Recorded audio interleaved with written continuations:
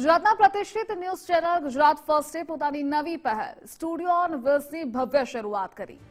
આ વિશેષ વાનનો પ્રારંભ વિશ્વવિખ્યાત શક્તિપીઠ અંબાજી મંદિર ખાતે પૂજા અને ધ્વજા ચઢાવી કરવામાં આવ્યો હતો। આ પ્રસંગે ચેનલ હેડ ડોક્ટર વિવેક કુમાર ભટ્ટની ઉપસ્થિતિમાં આ યાત્રા બનાસકાંઠા જિલ્લાથી શરૂ થઈ।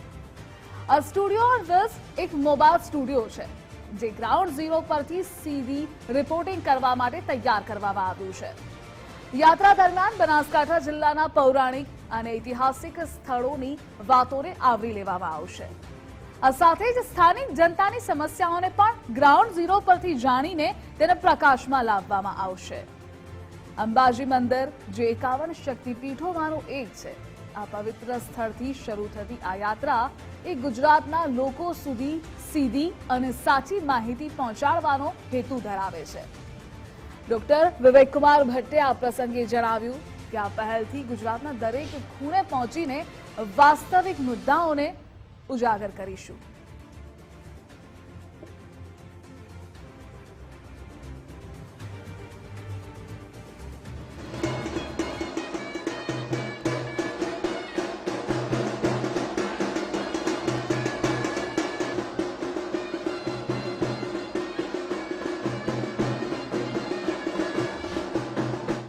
ગુજરાત ફર્સ્ટની ટીમ આવી ગઈ છે હવે અંબાજીના ધામ અને અહીંયાથી શરૂઆત થાય છે ગુજરાત ફર્સ્ટની સ્ટુડિયો ઓન ધ વ્હીલ્સની।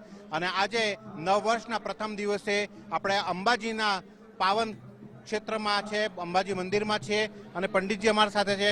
પંડિતજી, આજે જે યજ્ઞ ચાલી રહ્યું છે એ શેના માટે છે અને આનો શું મહત્વ છે? જે અહીંયા શ્રી આરાસુરી અંબાજી માતા દેવસ્થાન ટ્રસ્ટ અને શ્રી યાજ્ઞિક વિપ્ર મંડળ દ્વારા 3 દિવસનો અવિરત યજ્ઞ ચાલે છે, જેમાં ગઈકાલે એટલે પ્રથમ દિવસના દિવસે 1100 લાડુના માધ્યમથી ગણેશ યાગ કરવામાં આવ્યો। એના પછી હોમાત્મક શતચંડી 100 ચંડીપાઠની આહુતિ અને આજે ચંડીપાઠનો હોમ પરિપૂર્ણ થયા પછી 1108 ઔષધિ દ્વારા માતાજી પર મહાઅભિષેક કરી અને આવતીકાલે પણ શ્રી યાગ કરી અને માતાજીને અર્પણ કરવામાં આવશે। ખૂબ જ ભાવથી માને આ યજ્ઞ અર્પણ કરી સમસ્ત જીવોનું કલ્યાણ થાય એના માટે આ યજ્ઞ કરવામાં આવે છે। જે યજ્ઞનો મહત્વ શું હોય છે, જ્યારે એ બી અંબાજીના પાવન મંદિરના પ્રાંગણમાં યજ્ઞ થઈ રહ્યો છે, તો કઈ રીતે આપણું સનાતન ધર્મ જે છે એના જે યજ્ઞની જે આપણી પ્રણાલી છે એ કઈ રીતે લોકોને હિતકારી થતી હોય છે? યજ્ઞ જે છે એમાં જગદંબાને અતિ પ્રિય છે। માતાજી જગદંબાને આહુતિના માધ્યમથી આ આહુતિ અર્પણ કરી અને માતાજીને અને અન્ય દેવતાઓને પણ તૃપ્તિ પ્રાપ્ત કરાવવામાં આવે છે।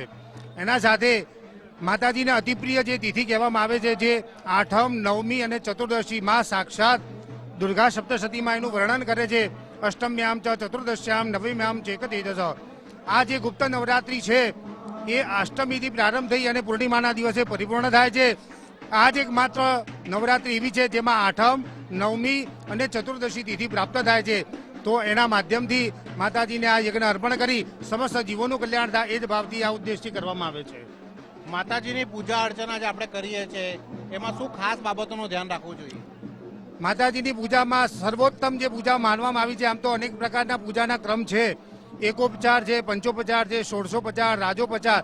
એમાંથી રાજોપચારની જે પૂજા જે છે માતાજીને અતિપ્રિય માનવામાં આવે છે અને આજે બપોરે અહીંયા માતાજીને 1108 ઔષધિ દ્વારા મહાભિષેક કરી અને માતાજીની રાજોપચાર પૂજા કરવામાં આવશે। ખૂબ ખૂબ ધન્યવાદ પંડિતજી। તો જે રીતે અંબાજી મંદિરના પ્રાંગણમાં જે યજ્ઞ ચાલી રહ્યો છે, સતત યજ્ઞ જે છે એ ચાલી રહ્યો છે અને માં અંબાને યજ્ઞ ખૂબ પ્રિય છે।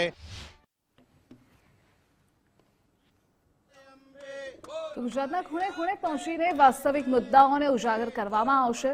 ગુજરાત ફર્સ્ટનો આ જનરથ છે। ગુજરાત ફર્સ્ટના સ્ટુડિયો ઓન વ્હીલ્સની ભવ્ય શરૂઆત થઈ છે। આજે નવા વર્ષે માં અંબાના પ્રાંગણથી શરૂઆત કરી।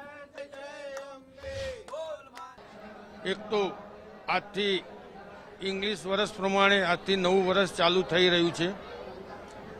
તદુપરાંત માતાજીના અત્યારે શાકંભરી નવરાત્ર ચાલી રહ્યા છે। 2 દિવસ પછી માતાજીના સ્થાપનાનો દિવસ આવી રહ્યો છે, જે બધું લઈને ભક્તોનું ઘોડાપુર માતાજીના આશીર્વાદ લેવા માટે ઉમટી રહ્યું છે। મા અંબાના આશીર્વાદ ભક્તો ઉપર સદાય વરસતા રહે છે।